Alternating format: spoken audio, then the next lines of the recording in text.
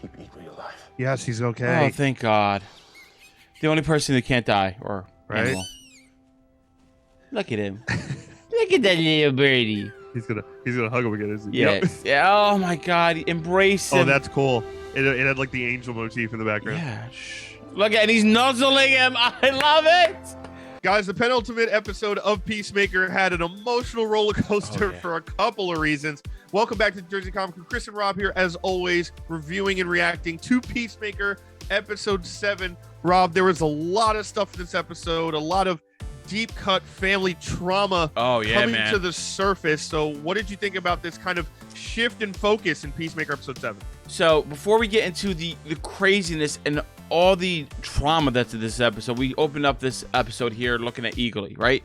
And it just shows you how good this show is. Even when there's murder, mayhem, chaos, you still feel sympathetic to a CGI bird, right? You're worried about the bird dying. You're like, oh my God, this guy punched a bird in the face. You are a real monster. Oh my God. And by the way, I know they're like white supremacists, but I had no idea that they would attack the symbol of peace, an American eagle. I thought that bird was safe. I was like, okay, we don't have to worry about that. But apparently not. These guys are real monsters, Chris.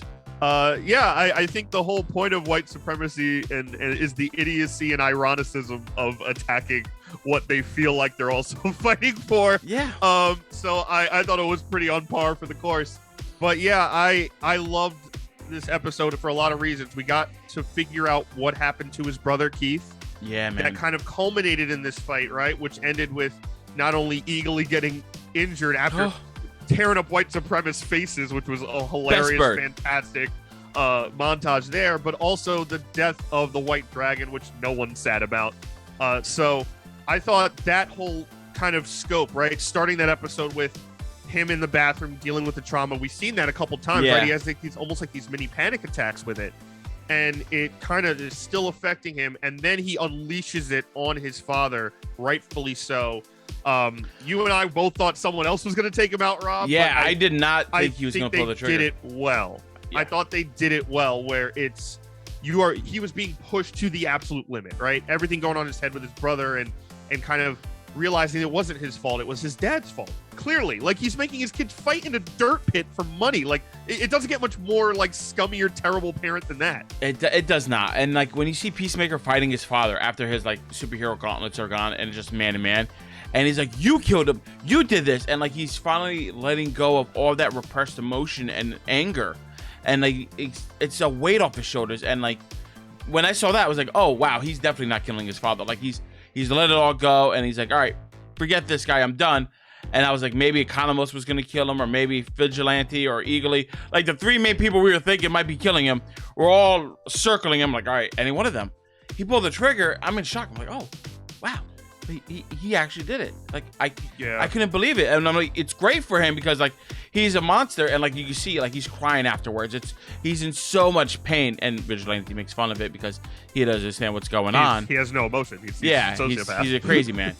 But like, it was very enjoyable to see that emotional roller coaster that he went on, but still awesome to watch because it was visually stimulating. Yeah, so I was on the other side, Rob. Once the way the episode started, I was like, oh, he has to kill his father. Okay. Like that's where I was at. The title also was kind of in there. Like it had Dragon in the title. So it was very personal. It was based on the song, like Stop Dragging My Heart Around. Yeah. It is very personal to what Chris was going through. Once I saw that kind of like the full montage of like his brother being killed, I was like, oh, it has to be Peacemaker now. Like it doesn't make sense if anyone does it unless Vigilante does it in some comic way, but you're taking that emotional development away from Peacemaker. Very true. So I was kind of on that boat. I love Economos coming in with just the machine gun, killing a bunch of Klansmen. Is like if we shoot Klansmen in every episode, I think it's gonna be the funniest thing to me. So like I'm down for it. But I love that Economos is kind of just the undertone like savior of this whole team every time. So like he's always there, every time he comes, it's like, oh man, like Vigilante blew himself half to hell. I thought I was kind of afraid that Vigilante was dead. I was like, oh no. I knew he wasn't dead. I was like, he definitely messed himself up insanely. But that was funny. And then the fact that he's like peeing in the woods, just like for like seemed like 20 minutes, and like you have Economos there. They come back and help, and like he takes care of business. I He's thought like, it was. I can't have any clothes touching my butt when I pee. It has to all come down. Yeah, he's doing the Butters from South Park with the pants to the ground. That was hilarious. But yeah, like it's funny that John Economos, who's like, you know, the nerdy tech guy, is always there to like just mow something down. So I'm interested to see how that goes forward. But yeah, I thought that arc, taking Peacemaker's dad out of the equation now so that they could focus on the butterflies in the finale, was a really smart play. Well, speaking of the butterflies, Myrn is dead, and Myrn's butterfly.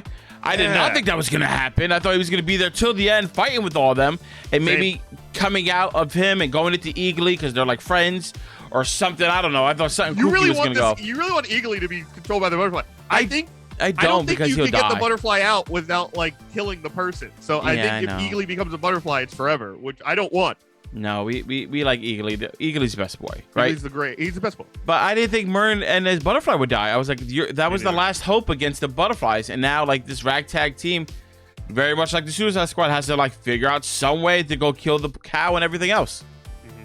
Yeah, no, I didn't see that coming either. I thought when the cops were going to come, they were going to try to storm the entirety of the hotel to find anyone. Obviously, they're all butterflies. They were going after Myrn, who I guess they knew was the head. I don't know if they knew that Myrn had a butterfly in his head. No, I don't think so. It seemed Sonya was surprised, right, when the butterfly kind of like popped out of his mouth. So that was a touching moment, and also like Harcourt kind of holding the butterfly, like, you know, because they, you know, knew each other more than anyone else. That was a touching moment. So I do think the positive, though, is they know where the ranch is already. Yeah. They know what the job is. They have kind of everything they need for it. They just, you know, Myrn would have obviously been a help. And we also find out, Rob, that Myrn was like a warrior on their race planet, right? Like this butterfly alien world. Like when Sonya kills him, you know, Goff kills him and is like, you know, it's a shame he was a warrior. And I was like, oh, that's news, you know? So, you know, that may be part of why this particular butterfly or a sect of those butterflies are against their plan of world domination and all the other stuff. It could very well be. Yeah, I thought it was an interesting like additive to a character development for like these kind of bug things that are just mostly gross. But yeah, so that happens.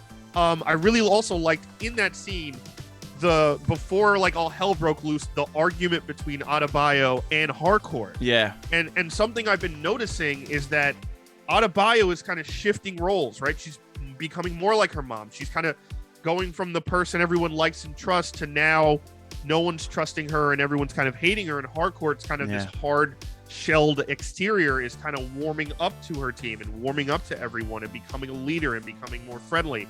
I kind of like how they're reversing roles. And I really like their conversation. And like, obviously Harcourt's extremely intelligent and figures out immediately that she's Amanda Waller's daughter. Well, yeah, she did figure it out, but she also said my mother gave me the job, and like 2 and 2 makes 4. Ivy Vigilante could have figured that out. But it's cool to see the two like reversing the roles, or at least developing the character more, right? Harcourt becomes the leader. She's gonna take this role of responsibility, kind of take these ragtag group of people to finish the mission, which is great. It's great for her, softening up, moving her forward. Adebayo, like, she started this series as this innocent little girl. We knew that her mother was there. We're like, oh, maybe there's some influences there that you might not be as nice. She follows through with it. And like throughout the rest of the show, we see her progressively, like Chris was saying, getting harder, becoming more tough and immune to the stuff here. But she still has a good heart. So at the end of the day, we're like, all right, you've done some bad things. I get it. But we can still relate to you because like at your core, you're a good person. And she even like put her wife on the hold. She was like, hey, listen, I know we're supposed to be there, but like, I gotta go save the world. My question really to you, Chris, and to you guys watching is, will she ever get as bad as her mother, right? Amanda Waller, we know, can be a very evil, manipulative person just to get the job done for the quote unquote greater good. And now Adebayo is kind of doing the same thing, but like we can see the intentions behind it, right? We see that she has a caring heart.